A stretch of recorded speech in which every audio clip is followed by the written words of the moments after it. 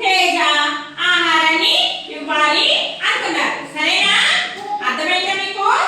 మరుసటి రోజు రాము, గోపి, తేజ వాళ్ళ అమ్మాళ్ళ దగ్గరికి వెళ్ళి, అమ్మా కుక్కలు ఏం తింటాయి అని అడిగారు. కుక్కలు మనం తినే ఆహారం మాంసం తింటాయి అని అమ్మ చెప్పింది. పిల్లులు ఏం తింటాయి? పాలు, పెరుగన్నం తింటాయి అని తేజ వాళ్ళ అమ్మ చెప్పింది. ఆవులు ఏం తింటాయి? కూరగాయలు, గడ్డి, ఆకులు తింటాయని రాము వాళ్ళ అమ్మ చెప్పింది.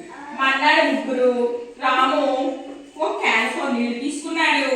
తేజ చపాతీలు, కూరగాయలు, పాలు మొదలైన ఆహార పదార్థాలు ఒక బ్యాగ్ లో సర్దుకున్నాడు. మరి గోపి ఉన్నాడు కదా, గోపి వాళ్ళ అమ్మని పాత బట్టలు అడిగి దుప్పట్లు అవి తీసుకున్నారు. ముగ్గురు జంతువులు ఉండే చోటుకెళ్ళి రాము నీళ్లు పెట్టాడు, తేజ ఏమో ఆహారాన్ని పెట్టాడు. మనకి గోపి వాటికి పడుకోవడానికి పక్కలాగేసి ఒక ఆశ్రమాన్ని కల్పించాడు. ఇది చుట్టుపక్కల ఉన్న వాళ్ళందరూ చూసి, అబ్బో పిల్లలు ఎంత మంచి పని చేస్తున్నారు, మనం కూడా వెళ్ళి సాయం చేయాలని పిల్లలకి చుట్టుపక్కల గ్రామస్తులు సహాయం